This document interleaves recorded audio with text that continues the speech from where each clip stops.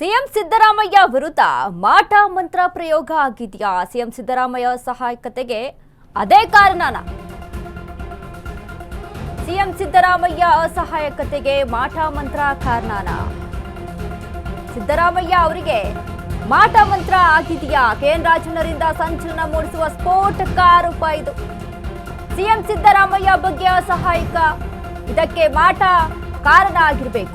CM ನೋಡಿದಾಗ ಯಾರಾದ್ರೂ ಮಾಟ ಮಂತ್ರ ಮಾಡಿಸ್ತಾರೇನೋ ಅನಿಸುತ್ತೆ. ಮಾಟ ಮಂತ್ರಕ್ಕೆ ಆಸ್ತಿಕ ನಾಸ್ತಿಕ ಅನ್ನೋದೆಲ್ಲ ಇರಲ್ಲ ಎಂದ ಕೆಎನ್ ರಾಜಣ್ಣ. ನಾನು ಮಾಟ ಮಂತ್ರದಲ್ಲಿ ನಂಬಿಕೆ ಇಲ್ಲದೆ ಇರುವವನು, ಆದ್ರೂ ಎಲ್ಲೋ ಕಡೆ ಅನುಮಾನ ಇದೆ ಎಂದ ಸಿಎಂ ಆಪ್ತ ಕೆಎನ್ ರಾಜಣ್ಣ. ಸಿಎಂ ಮೇಲೆ ಮಾಟ ಮಾಡಿಸಿರಬಹುದು, ಮಾಡಿಸದೆಯೂ ಇರಬಹುದು. ಸಿಎಂ ಮೇಲೆ ಮಾಟ, ನಾನು ಇನ್ವೆಸ್ಟಿಗೇಷನ್ ಮಾಡಿಸುತ್ತೇನೆ ಎಂದ ರಾಜಣ್ಣ. ಕೆಎನ್ ರಾಜಣ್ಣ ಹೇಳಿಕೆ ಇದು. ಸಿಎಂ ಈಗ ಅಸಹಾಯಕರಾಗಿದ್ದಾರೆ, ದೌರ್ಬಲ್ಯರಾಗಿದ್ದಾರೆ. ಇದಕ್ಕೆ ಕಾರಣ ಅವ್ರ ಮೇಲೆ ಮಾಟ ಮಂತ್ರ ಪ್ರಯೋಗ ಏನಾದ್ರೂ ಆಗಿದೆಯಾ ಅಂತ ಅನುಮಾನವನ್ನ ವ್ಯಕ್ತಪಡಿಸ್ತಾ ಇರುವಂತದ್ದು ಕೆಎನ್ ರಾಜಣ್ಣ.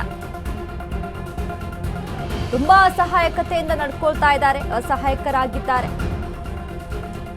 ಮಾಟ ಮಂತ್ರದ ಪ್ರಯೋಗ ಆಗಿರ್ಬೋದೇನು? ಮಾಟ ಮಂತ್ರಕ್ಕೆ ನಾಸ್ತಿಕ ಆಸ್ತಿಕ ಅನ್ನೋದಿರೋದಿಲ್ಲ, ಭೇದ ಭಾವ ಇರೋದಿಲ್ಲ. ಯಾರ ಮೇಲೆ ಬೇಕಾದ್ರೂ ಮಾಟ ಮಂತ್ರ ಪ್ರಯೋಗ ಆಗಬಹುದು ಅನ್ನುವಂಥ ನಿಟ್ಟಿನಲ್ಲಿ ಕೆಎನ್ ರಾಜಣ್ಣ ಕೊಟ್ಟಿರುವಂತಹ ಹೇಳಿಕೆ ಇದು. ಈ ಒಂದು ಹೇಳಿಕೆ ಇದೀಗ ರಾಜಕೀಯವಾಗಿ ದೊಡ್ಡ ಮಟ್ಟದ ಚರ್ಚೆ ಆಗ್ತಾ ಇದೆ.